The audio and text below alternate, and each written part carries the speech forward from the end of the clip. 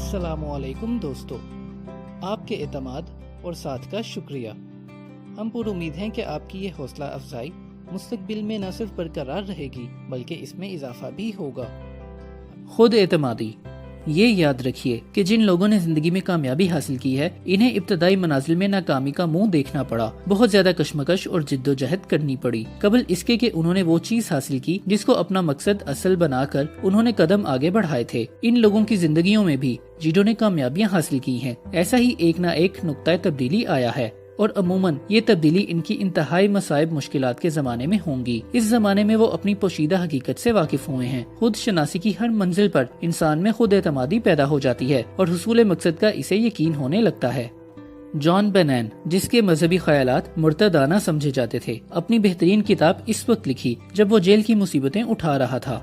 और हेनरी ने अपने अंदर की खुफिया शख्सियत को इस वक्त पहचाना जब इसको मुसीबतों ने इतना घेर लिया कि इसको जेल भुगतना पड़ी। इस जेल की अंधेरी कोठरी में वो अपने आप से वाकिफ हुआ। इसने तखय्युल के सहारे अपनी दुनिया बदलनी चाहिए और एक मुजरिम की बजाय वो बेहतरीन मुसन्निफ बन गया। जिंदगी के ढंग निराले हैं, इससे ज्यादा निराले अंदाज खालिक मुतलक के हैं, जो इंसान को मसाइब की कसौटी पर जांच कर इन इब्तलाओं से वाकिफ कराता है, जिसके बाद इसमें मुफीद और कार आमद ख्यालात जन्म लेते हैं। एडिसन एक मामूली टेलीग्राफ ऑपरेटर था। इसको अपनी पोशीदा शख्सियत मालूम करने से कबल लातादाद नाकामियां उठानी पड़ी, लेकिन जब इसने अपने आप को पहचान लिया, वो दुनिया का सबसे बड़ा मौजद बना। चार्ल्स डिकन्स ने अपनी जिंदगी निहायत अदना किस्म की मुलाजमत से शुरू की। मोहब्बत की पहली नाकामी ने इसे दुनिया के बड़े मुसन्निफीन में शामिल कर दिया। अमूमन मोहब्बत की नाकामियां इंसान को तबाही की तरफ ले जाती हैं। अगर मोहब्बत में नाकाम हो तो वो शराब खोरी इख्तियार कर लेता है और औरत खुदकुशी कर लेती है या अपने आप को तबाह कर लेती है, क्योंकि अक्सर लोग ये नहीं जानते कि किस तरह वो अपनी पोशीदा कुव्वतों से वाकिफ होकर इन्हें तामीरी ख्यालात के सांचों में ढाल सकते हैं। शिकस्त और फतह। इन लोगों की जिंदगियों के मुतालिया से, जिन्होंने जबरदस्त नाकामी के बाद कामयाबी के आला मदारिज तय किए, हम ये नतीजा अखज कर सकते हैं कि इस वक्त तक कोई शिकस्त नहीं होती जब तक कि शिकस्त खोर इसको शिकस्त तस्लीम ना कर ले। अगर आप भी शिकस्तों को आर्जी नाकामियों से ज्यादा अहमियत ना दें और अपनी कोशिश पहले से ज्यादा कर दें, तो ये शिकस्त फतह में बदल जाएगी। रॉबर्ट बर्नस एक गैर तालीम याफ्ता देहाती लड़का था। उसरत और तंगदस्ती ने इसे शराब खोरी के जरिए जिंदगी से इंतकाम लेने पर मजबूर किया, लेकिन इसके शायराना ख्यालात ने अल्फाज का जामा पहनकर इसके लिए दुनिया में जगह पैदा कर दी। इस तरह इसने कांटों की जगह फूल उगा दिए। वर्ली थोबिन बहरा था और मिल्टन अंधा, लेकिन उन्होंने अपने ख्वाबों को मुनज़्ज़म ख्यालात में तब्दील कर लिया। आज इनका नाम तारीख़े इंसानियत में रोशन है। कबल इसके कि आप दूसरा बाब शुरू करें, अपने अंदर उम्मीद, खुद एतमादी, हिम्मत और बर्दाश्त की शमें रोशन कर लें। अगर आपका जहन इन ख्यालात से मानूस हो चुका है और आप इन उसूलों को, जिनका जिक्र ऊपर किया गया है, समझ चुके हैं और इन पर अमल करने का तरीका आपको मालूम हो गया है, तो आप तैयार हैं। आप जो चाहते हैं आपको मिल जाएगा, बशर्त ये कि आप अपने ख्वाब को हकीकत में बदलने के मुकर्ररा उसूलों पर अमल पैरा हो जाएं। किसी चीज के लिए ख्वाहिश करने और इसके हासिल करने के लिए तैयार रहने में फर्क है। कोई शख्स किसी चीज के हासिल करने के लिए इस वक्त तक तैयार नहीं समझा जा सकता जब तक कि इसे ये यकीन ना हो कि वो इसे हासिल कर सकता है। हमारी ज़हनी कैफियत सिर्फ तवक्का पर मुनहसर ना होनी चाहिए, बल्कि हमें हुसूल मकसद का यकीन होना चाहिए। तयक्कुन के लिए वसीउल ख्याली निहायत जरूरी है। तंग नजर इंसानों के दिल में ना तो भरोसा होता है ना हिम्मत। जब ये ना हो तो यकीन कहाँ से आएगा। जितना मांगिए उतना मिलता है। याद रखिए, जिंदगी कामयाब बनाने के लिए ये जरूरी है कि आपका मतमाए नजर बुलंद हो, सतह नजर बुलंद रखिए और जिंदगी से ज्यादा खुशहाली हासिल करने के लिए आपको इससे ज्यादा कोशिश ना करनी पड़ेगी जितनी गुर्बत, अफलास और उसरत और तंगदस्ती को कबूल करने के लिए दरकार होती है। एक शायर ने इस हकीकत को एक नज़्म के जरिए जाहिर करने की कोशिश की है, जिसका तर्जुमा दर्द झेल है। मैंने जिंदगी से एक हकीर रकम पर मामला तय किया और जिंदगी मुझे इससे बढ़कर एक हुब्बा नहीं देती। गो अपना काम खत्म करके शाम को मैंने और मांगा। जब मैंने अपनी सारी पूंजी देखी तो वो निहायत हकीर थी। जिंदगी एक अच्छी मालकिन है, अपने काम का मुआवजा जितना मांगे इतना देती है, लेकिन जब एक बार आपने अपनी उजरत मुकर्रर कर ली तो फिर इसी शरह पर आपको काम खत्म होने तक उजरत मिलेगी। मैंने निहायत ही कम उजरत पर काम शुरू किया और अब मैं ये मालूम करके अफसोस कर रहा हूँ कि जिंदगी जो मुंह मांगी उजरत देती है, इससे मैंने क्यों और ज्यादा नहीं मांगा। अज़्म मुसम्मम कवानीने कुदरत बदल सकता है। اس باب کے ختم ہونے سے پہلے آپ کو ایک غیر معمولی شخصیت کے حالات سے واقف کرایا جاتا ہے جس کو مصنف نے 24 سال پہلے جب وہ پیدا ہوا تھا دیکھا تھا۔ جس وقت وہ پیدا ہوا اس کے کان نہ تھے اور ڈاکٹروں کا خیال تھا کہ یہ بچہ شاید تمام عمر گونگا اور بہرا رہے گا۔ مصنف اس بچے کا باپ تھا اور بحیثیت باپ کے اس نے ڈاکٹروں کی بات پر بھروسہ نہیں کیا۔ اس نے اپنی رائے کسی پر ظاہر نہیں کی بلکہ وہ اپنے آپ سے کہا کرتا تھا قدرت اس کے گھر ایک بے کانوں کا بچہ پیدا کر سکتی ہے، لیکن اس واقعے کو بطور حقیقت آمنا اور صدقنا کہہ کر یقین کرنے پر مجبور نہیں کر سکتی کہ یہ بچہ کبھی نہ سن سکے گا نہ بول سکے گا۔ مصنف نے اس سلسلے میں کیا کیا؟ آپ کو اس کی زبان میں ذیل کی سطور میں تفصیلات بتلائی جا رہی ہیں جن سے یہ ثابت ہوتا ہے کہ عزم اور ارادہ مصمم ہو تو قدرت کے قوانین بھی بدل سکتے ہیں۔ مصنف کہتا ہے، میرے ذہن میں یہ خیال جاگزین ہو چکا تھا کہ میرا بچہ سن سکے گا اور بول سکے گا۔ کس طرح؟ مجھے اس وقت کوئی طریقہ اس کا معلوم نہ تھا، لیکن مجھے یقین واثق تھا کہ اس کا کوئی نہ کوئی طریقہ ضرور ہوگا اور میں اسے ضرور معلوم کر کے رہوں گا۔ میں نے غیرفانی البرسن کے وہ جملے یاد کیے، کائنات کی ہر شے ہمیں بھروسہ اور اعتماد کا سبق دیتی ہے، ہمیں صرف اس کا حکم ماننا ہے۔ ہم میں سے ہر ایک کے لیے رہبری اور ہدایت موجود ہے، اگر ہم دھیان رکھ کر سنیں تو ہمیں صحیح ہدایت میسر آ سکتی ہے۔ صحیح ہدایت، عزم مصمم۔ میں نے دنیا میں ایک ہی چیز کی خواہش کی اور اسے حاصل کرنے کا عزم مصمم کر لیا۔ میری خواہش یہ تھی کہ میرا لڑکا یہاں گونگا نہ رہے۔ میں نے اس خواہش کو حاصل کرنے کے لیے سب سے اہم بات یہ کی کہ ایک لمحے کے لیے بھی اسے اپنے ذہن سے جانے نہ دیا۔ برسوں پہلے میں نے لکھا تھا، ہم اپنی حدود خود متعین کرتے ہیں، لیکن پہلی بار اب مجھے اس کی صداقت پر غور کرنے کا موقع ملا۔ میرے سامنے میرا نوزائیدہ بچہ لیٹا ہوا تھا جس کو قدرت نے کان نہیں دیے تھے اور جو قوت سامعہ سے محروم سمجھا جا رہا تھا۔ ممکن تھا کہ وہ بولنے لگے، لیکن چہرے پر کان نہ ہونا اس کے چہرے کو بدنما بنا رہا تھا۔ یقیناً یہ ایک ایسی تہدید اور مجبوری تھی جسے اس ناسمجھ نوزائیدہ بچے نے اپنے اوپر عائد نہیں کی تھی۔ میں اس کے بارے میں کیا کر سکتا تھا؟ خیر، میں نا امید نہیں تھا۔ میں نے یہ تمہید کیا کہ میں اپنے عزم مصمم، جس میں میں نے یہ ارادہ کر لیا تھا کہ کان نہ ہونے کے باوجود میں اپنے بچے کو سننے کے قابل بنا دوں گا اور یہ خیال اپنے بچے کے ذہن میں پیوست کر دوں گا۔ جب بچہ کچھ سمجھدار ہوگا اور باتوں کا مطلب سمجھنے کے قابل ہوگا، میں اپنا عزم مصمم اس کے دماغ میں بھر دوں گا اور قدرت خود اس کمی کو جو اس میں ہے دوسرے ذرائع سے پورا کر دے گی۔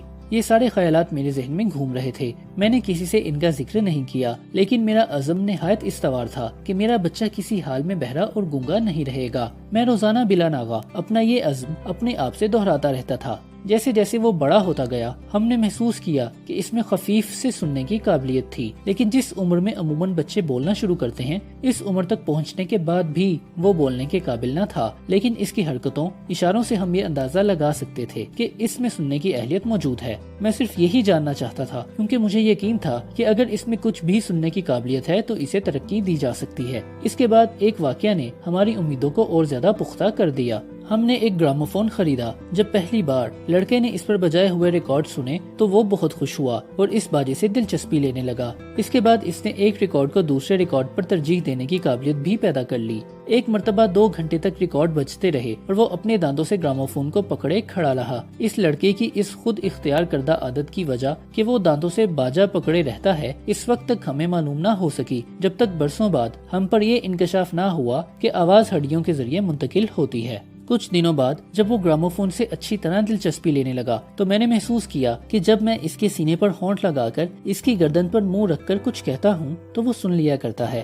اس طرح مجھے اپنے خیالات اپنے لڑکے تک منتقل کرنے کا ایک ذریعہ ہاتھ آیا۔ اس وقت وہ کچھ الفاظ بولنے کی بھی کوشش کرنے لگا تھا۔ جب مجھے اس کا یقین ہو گیا کہ میرا لڑکا کچھ سن سکتا ہے تو میں نے اسے سوتے وقت کہانیاں سنانی شروع کی۔ میں نے محسوس کیا کہ وہ ان کہانیوں سے بھی دلچسپی لینے لگا ہے۔ میں نے اپنا عزم، اپنا ارادہ اس پر واضح کرنے کے لیے نئی نئی کہانیاں گھڑی اور اسے سنانے لگا۔ ان قصوں میں نے اس بات کا لحاظ رکھا کہ اس میں خود اعتمادی پیدا ہو اور اسے بھی عام آدمیوں کی طرح باتیں سننے اور سمجھنے کی خواہش پیدا ہو، باوجود اس علم کے کہ ہر کمزوری اپنے ساتھ ترقی کی نئی راہیں لے آتی ہے۔ مجھے یقین نہ تھا کہ میں کس طرح اپنے لڑکے کی اس پیدائشی کمزوری کو دور کر سکوں گا اور کس طرح اس کمزوری کو مفاد میں تبدیل کر سکوں گا۔ پھر بھی میں نے اپنی کہانیوں کے ذریعہ یہ بات واضح کرنی شروع کی کہ اس کی کمزوری اس کے لیے نعمت بن سکتی ہے۔ گو میری عقل اس کوشش میں میری متفق نہ تھی، لیکن میرا عزم مصمم اور بھروسہ ایسا تھا کہ مجھے اپنے ارادے میں کامیابی کا یقین تھا۔ میں نے عقلی استدلال کو پڑے ہٹا دیا۔ میں نے اپنے بچے کو یقین دلایا کہ اس کی یہ پیدائشی خامی اس کے لیے سود مند ثابت ہوگی۔ اگر وہ بازار میں اخبار بیچے گا تو لوگ اس سے بمقابلہ دوسروں کے زائد پیسے دے کر اخبار خریدیں گے۔ اگر وہ مدرسہ جائے گا تو اس کے استاد اس سے ہمدردی کریں گے اور زیادہ توجہ سے اسے تعلیم دیں گے۔ چنانچہ ایسا ہی ہوا۔ میں نے اسے بتایا کہ وہ اپنے پیدائشی قدرتی نقص کی وجہ سے اپنے بھائی سے زیادہ اچھے مواقع حاصل کر سکتا ہے، جو ابتداً ایک معمولی اخبار فروش تھا اور اب اس کا اپنا بڑا کاروبار تھا۔ ہم نے دیکھا کہ رفتہ رفتہ اس لڑکے کی قوت سامع بہتر ہوتی جا رہی تھی اور ہماری کوششیں بارآور ہوتی جا رہی تھیں۔ کئی بار اس نے کوشش کی کہ ہم اسے اجازت دیں کہ وہ بازار میں عام لڑکوں کی طرح اخبار فروخت کرے، لیکن اس کی ماں نے اسے ہمیشہ منع کیا، کیونکہ اسے ڈر تھا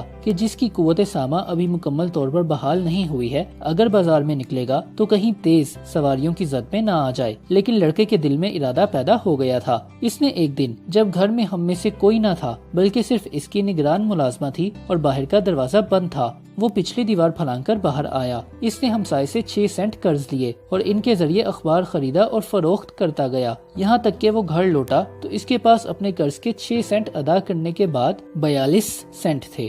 جب ہم گھر پہنچے تو یہ سویا ہوا تھا اور اس کے کمائے ہوئے 42 سینٹ اس کی مٹھی میں بند تھے۔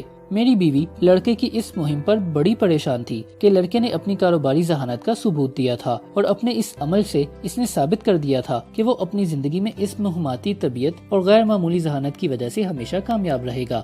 تعلیم کے سلسلے میں نے اپنے لڑکے کو بہنوں کے مدرسے میں داخل نہیں کیا بلکہ اسے عام مدرسے میں بھی بھیجا۔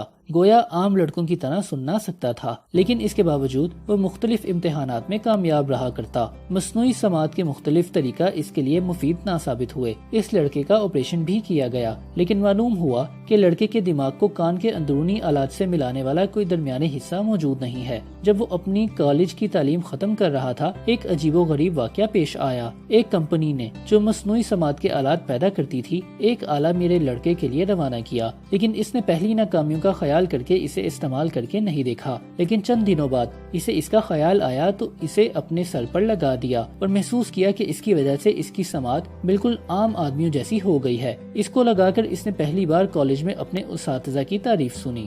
سماعت حاصل کرنے کا عزم مصمم پورا ہو چکا تھا، اس کی دنیا بدل گئی تھی۔ اس کامیابی پر خوش ہو کر اس نے اس کارخانے کے مالک کو ایک دلچسپ خط لکھا جس میں اس نے آلے کی بڑی تعریف کی۔ خط ملنے پر اس کو مالک کارخانہ نے اپنے پاس بلایا۔ اس نے کارخانہ دیکھا اور اسے وہیں یہ خیال آیا کہ اسے اپنی بقیہ عمر بہنوں اور گونگوں کی خدمت میں صرف کرنا چاہیے جو خدا کی نعمتوں سے محروم ہیں اور جو ذرا سی کوشش سے ان نعمتوں کو حاصل کر سکتے ہیں۔ اس نے یہ تہیہ کر لیا کہ وہ ایسے لوگوں کو ان تمام طریقوں سے آگاہ کر دے گا جن سے محروم سماعت افراد سماعت حاصل کر سکتے ہیں۔ اس نے اس خیال کو روبہ عمل لانے کے لیے 1 ماہ تک خاموشی سے اس نئے آلے کی تجارت کے امکانات پر غور کیا۔ بازار اور فروخت کے ذرائع جانچنے کے بعد اس نے ایک تجویز تیار کی اور یہ تجویز اس کمپنی کے پاس بھیجی جو یہ آلات بناتی تھی اور جس نے بلیر کی سماعت بحال کر دی تھی۔ کمپنی کو بلیر کی تجاویز پسند آئی اور انہوں نے اسے فوراً اپنے پاس ملازم رکھ لیا۔ جس وقت بلیر اپنی ملازمت پر پہلی مرتبہ گیا، اسے اس کا خیال نہ تھا کہ وہ متعدد انسانوں کے لیے مسیحا بن کر آ رہا ہے۔ اس کے بعد بلیر نے جو کچھ کیا، اس سے مصنف کے ابتدائی خیال کا بڑے پیمانے پر روبہ عمل لایا جانا کہا جا سکتا ہے۔ اس نے ہر بہرے اور گونگے کے دل میں یہ خیال جاگزین کر دیا کہ اگر انہیں بات کرنے کی خواہش اور بات سننے کی تمنا ہے تو وہ اس خواہش اور تمنا کو عزم مصمم میں تبدیل کر سکتے ہوں تو انہیں بھی اس کی طرح اس نعمت سے آشنا ہونے میں دیر نہ لگے گی۔ بلیر قدرتاً نامکمل پیدا ہوا تھا۔ اس نے اس کمی کو پورا کرنے کا تہیہ کر لیا تھا جس میں اس کے باپ کی کوششوں کو بھی کافی دخل تھا۔ اس کا یہ تہیہ عزم مصمم بن گیا اور قدرت نے اسے جس نعمت سے محروم کیا تھا، مصمم ارادے کی فرمانی نے اسے وہی نعمت دے دی۔ عزم مصمم کی طاقت کے بارے میں اس سے صحیح اور واضح مثال مشکل سے ملے گی۔ اگر قدرت مصمم کے سامنے جھک سکتی ہے تو کیا یہ استدلال درست ہے کہ صرف آدمی کے عزم مصمم کو بھی شکست دے سکتا ہے؟ قطعاً نہیں۔ اگر بلیر کے والدین ڈاکٹروں کے کہنے پر یقین کر لیتے کہ ان کا بچہ بہرا اور گونگا رہے گا اور یہ تہیہ نہ کرتے کہ اس قدرتی کمی کو وہ کسی نہ کسی طرح دور کریں گے تو شاید بلیر ایک گمنام معذور انسان کی طرح سسک کر مر جاتا۔ بلیر کا باپ اس کتاب کا مصنف ہے۔ اس نے 3 طریقوں سے اپنا مقصد حاصل کیا۔ پہلے اس نے عزم مصمم کے ساتھ بھروسے اور اعتماد کو شریک کیا۔ دوسرا، اس نے اپنے خیالات ہر ممکن طریقے سے اپنے لڑکے کے ذہن میں منتقل کیے اور تیسرا، ان کے لڑکے کو اپنے باپ کی باتوں پر یقین تھا۔ دنیا میں ہم متعدد ایسے واقعات دیکھتے اور سنتے رہتے ہیں جن سے یہ ثابت ہوتا ہے کہ انسان اگر جینے کا عزم کرے تو مہلک سے مہلک بیماری اس سے موت کی آغوش میں نہیں لے جا سکتی۔ ایک بڑے کاروباری شخص کے متعلق کہا جاتا ہے کہ اس نے ایک اسکیم بنائی تھی جس کو وہ روبہ عمل لا رہا تھا۔ ابھی یہ اسکیم مکمل نہ ہونے پائی تھی کہ اس پر ایک خطرناک مرض کا حملہ ہوا جس کا علاج صرف آپریشن تھا، اور ڈاکٹر اس کی کمزور صحت کی بنا پر آپریشن کو موت کا پیغام سمجھ رہے تھے۔ اس نے کہا، آپ اس امر سے مطمئن ہو جائیں کہ میں مروں گا نہیں، آپ آپریشن کریں، میں تیار ہوں۔ ڈاکٹروں نے اس کے اس بیان کو خوش اعتقادی قرار دیا اور اس کے عزیزوں کو یہ بتلا کر اس کی زندگی کی توقع نہ رکھی جائے آپریشن کیا۔ ان کی حقیقت کی انتہا نہ رہی جب یہ تاجر آپریشن کے بعد عرصے تک زندہ رہا اور اس نے اپنی اسکیم پورے طور پر روبہ عمل آتے ہوئے دیکھی۔ عزم مصمم کے ساتھ اعتماد اور ایقان شریک ہو جائے تو انسان میں بڑی قوت پیدا ہو جاتی ہے۔ مصمم عزم کبھی ناکام نہیں ہوتا، بشرط یہ کہ آپ کو یقین ہو کہ آپ بہرحال اپنے ارادے میں کامیاب ہوں گے۔ جیسے ہی آپ نے کسی امر کا عزم مصمم کیا تو یقین کر لیجئے کہ آپ کو وہ چیز حاصل ہو گئی۔ جب آپ کا ذہن اس قسم کی سوچ اور کیفیت کا عادی ہو جائے گا تو آپ دنیا کی کامیاب ترین ہستیوں میں سے ایک ہو جائیں گے۔ تیسرا باب، ایقان، عزم مصمم کی تکمیل کا یقین واثق، حصول دولت کی جانب دوسرا قدم۔ ذہن انسانی ایقان کے بغیر کمزور اور غیر مؤثر ہوتا ہے۔ جب ایقان خیالات کے ارتعاشات کے ساتھ ہم آہنگ ہو جاتا ہے تو تحت شعور فوری ان ارتعاشات کو قبول کرتا اور اس کے روحانی ماحول میں تبدیل کرتا ہے، اور جیسا کہ عبادت کی صورت میں ہوتا ہے، یہ روحانی ماحول اسے ذات مطلق خدا تعالیٰ کی بارگاہ میں پہنچا دیتا ہے۔ ایقان، محبت اور جنسی جذبات انسان کے سارے اہم مثبت جذبات میں سب سے زیادہ طاقتور ہیں۔ جب یہ تینوں ایک جان ہوتے ہیں تو وہ خیالات کے ارتعاشات کو اس طرح رنگامیز کر دیتے ہیں کہ تحت شعور انہیں فوری طور پر قبول کر لیتا ہے اور یہ خود اپنے روحانی معدل میں بدل جاتے ہیں۔ خیالات کی یہی ایک صورت ہے جس سے انسان خدا تعالیٰ سے قریب تر ہو کر اس سے جواب حاصل کر سکتا ہے۔ محبت اور ایقان نفسیاتی کیفیات میں سے ایک ہے جو انسان کے روحانی جزو سے تعلق رکھتا ہے۔ جنسی جذبات حیاتیاتی ہیں اور ان کا تعلق انسان کی طبعی یا جسمانی حالت سے ہے۔ ان تینوں جذبات یا تہجات کا امتزاج یا ہم آہنگی انسانی ذہن اور لامحدود ذہانت و خدا تعالیٰ کے درمیان رابطہ قائم کرنے کا ذریعہ۔ ایقان کس طرح حاصل کیا جائے؟ خواہش یا عزم کو طبیعت یا مالی حقیقت میں تبدیل کرنے کے لیے اصول ذاتی تحریک کی اہمیت کا اندازہ بیان سے ہوگا۔ وہ یہ کہ ایقان ایک کیفیت ذہن ہے جو تحت شعور میں کسی خیال یا تصور کو بار بار دہرا کر پیدا کی جاتی ہے۔ مثال کے طور پر غور کیجئے کہ آپ کا اس کتاب کو پڑھنے سے کیا مقصد ہے۔ ظاہر ہے کہ آپ دولت پیدا کرنے یا دولت مند ہونے کے خیال یا ارادے کو عمل اور حقیقت میں بدلنے کے طریقے معلوم کرنا چاہتے ہیں۔ اس کتاب میں تحریک اور تحت شعور کے ابواب میں دیے ہوئے اصولوں پر عمل کر کے آپ تحت شعور کو یہ ماننے پر مجبور کر سکتے ہیں کہ آپ کو اس امر پر ایقان ہے کہ آپ جو چاہتے ہیں وہ حاصل کر رہیں گے۔ اس کے بعد آپ کا تحت شعور آپ کے ایقان کے پیش نظر آپ کے عزم کو پایہ تکمیل تک پہنچانے کے لیے تجاویز بنائے گا جو کہ آپ کی کامیابی کی ضامن ہوں گی۔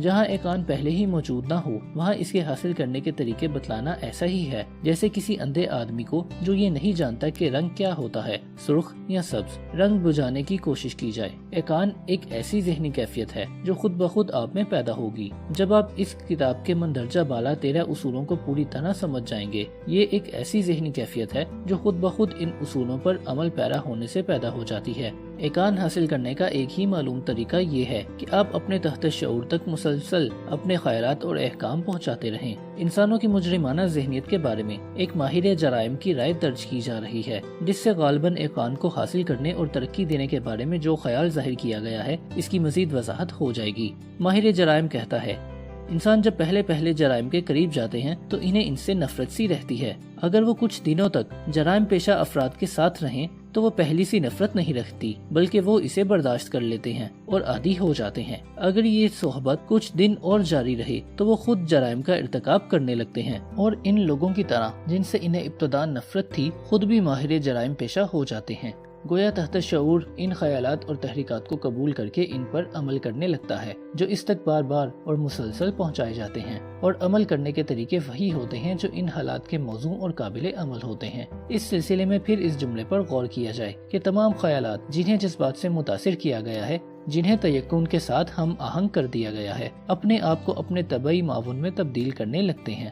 خیالات کے جذباتی حصے ہی وہ اجزاء ہیں جن سے ان میں جوش زندگی اور قابلیت عمل پائی جاتی ہے۔ ایقان، محبت اور جذبات جنسی جب کسی خیال کے ساتھ ملا دیے جاتے ہیں تو ان کی عمل کی قابلیت بہت زیادہ ہو جاتی ہے، اور اتنی قابلیت فردن ان میں نہیں پیدا ہو سکتی۔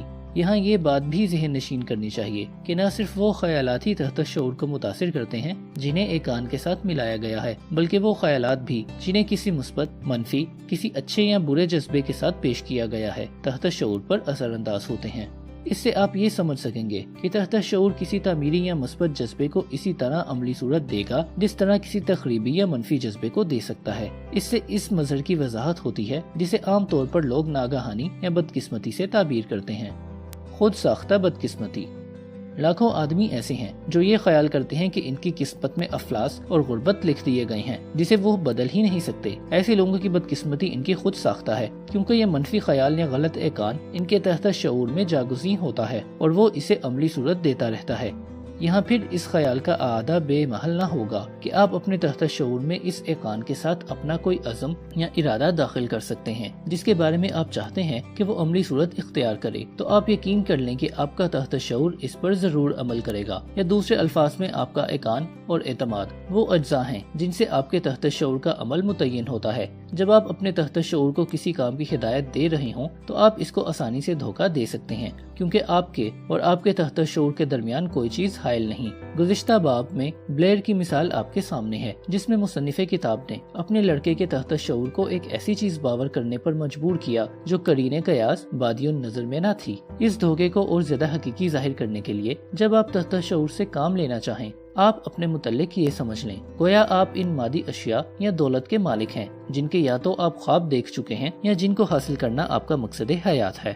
ایقان، بھروسہ اور اعتماد کے ساتھ جو حکم بھی تحت شعور کو دیا جائے وہ ممکنہ سہولت اور آسان ذرائع سے اس کو عملی جامہ پہنائے گا۔ اس وقت تک اس بارے میں جو کچھ لکھا گیا ہے اس سے آپ کو یہ طریقہ تو معلوم ہو گیا ہے کہ کس طرح آپ کو ایقان حاصل ہو تو تحت شعور تک اپنے احکام پہنچا جا سکتے ہیں، لیکن اس میں مہارت صرف اس مسلسل عمل ہی سے ہو سکتی ہے۔ صرف لکھی ہوئی ہدایات کا پڑھنا نتائج پیدا نہیں کر سکتا۔ انسان جرائم پیشہ لوگوں سے واسطہ رکھے تو جرائم پیشہ ہو جاتا ہے، تو یہ بھی درست ہونا چاہیے کہ کسی بات کا بار بار خیال کرنے اور تحت شعور کو بار بار اپنے خیال سے متصل کرنے سے اسے ایقان حاصل ہو جائے۔ انسانی ذہن وہ اثرات ضرور قبول کرتا ہے جو اسے مسلسل دیے جاتے ہیں۔ چنانچہ صحبت صالح ترا صالح کند کا مقولہ نادرست نہیں۔ اس مقولے کی صداقت پر یقین کیجیے اور پھر آپ کو معلوم ہوگا کہ کیوں آپ سے یہ کہا جا رہا ہے کہ آپ ہمیشہ اچھے خیالات کو اپنے پاس آنے دیں اور برے یا مایوسی کے خیالات کو خود سے دور رکھیں۔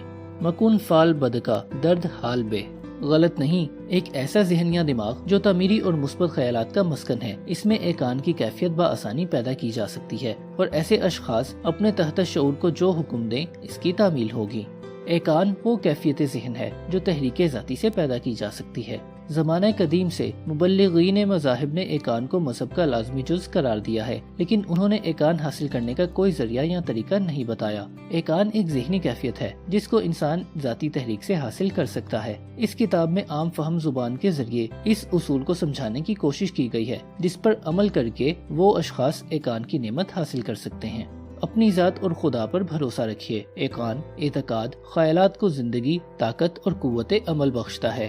مندرجہ بالا جملہ آپ 1 سے 10 مرتبہ پڑھیں، اسے آپ بآواز بلند پڑھیں تاکہ آپ کے ذہن میں یہ جاگزین ہو جائے۔ ایقان دولت کے حصول کا آغاز ہے۔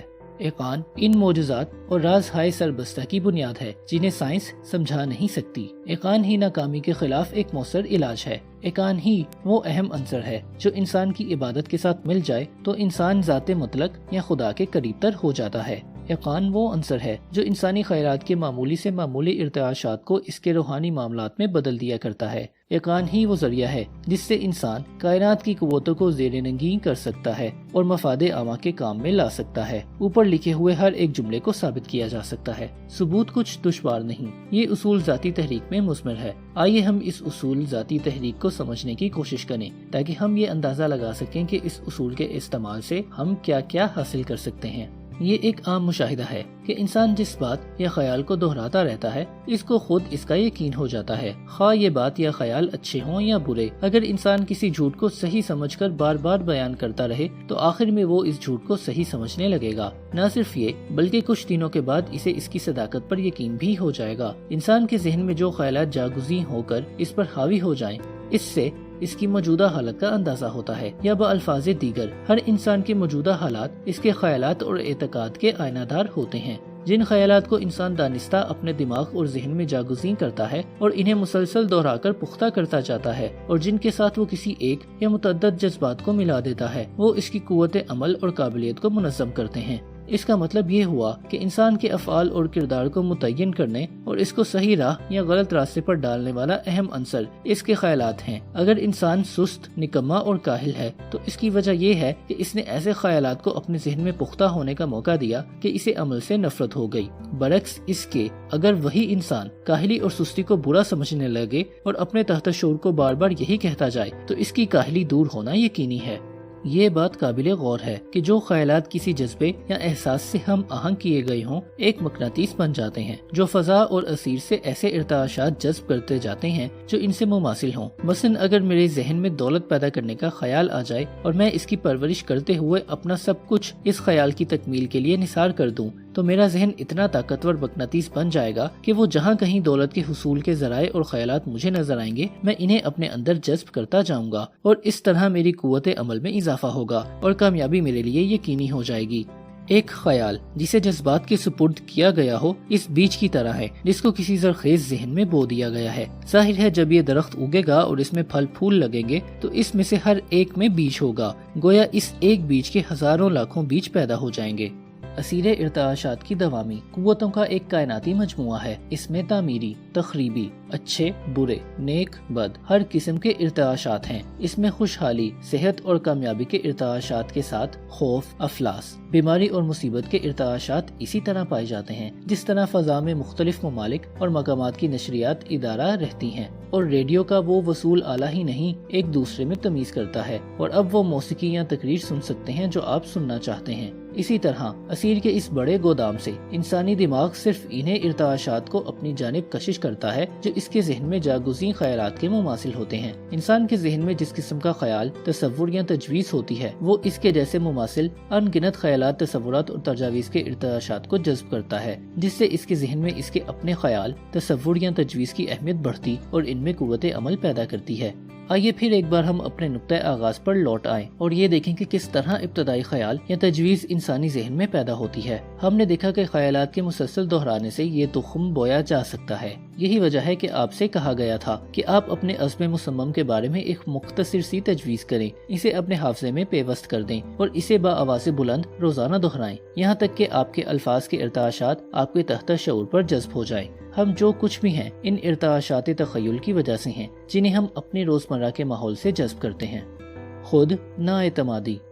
آج ہی آپ یہ تہیہ کر لیں کہ آپ اپنی زندگی سے، اپنے ذہن سے ان اثرات کو دور کر دیں گے جن سے آپ کے دل میں ناکامی اور نامرادی کے تصورات پیدا ہوتے ہیں، اور اپنی زندگی کو نئے نظام کے مطابق مرتب کریں گے۔ اگر آپ اپنے ذرائع ترقی کا جائزہ لیں تو معلوم ہوگا کہ آپ کی سب سے بڑی کمزوری آپ کی خود نااعتمادی سے آپ اس کمزوری کو ذاتی تحریک کے اصول سے دور کر سکتے ہیں۔ نہ صرف یہ بلکہ آپ اس کو ہمت اور خود اعتمادی کی انمول قوتوں میں ڈھال سکتے ہیں۔ اس اصول پر عمل پیرا ہونے کے لیے تعمیری اور مفید خیالات کا ورد، خواہ وہ زبانی ہو یا تحریر کے ذریعے، اور اس کا اپنے ذہن میں بار بار دہرانا، وہ آپ کے تحت شعور کا جزو بن جائیں، نہایت ضروری ہے۔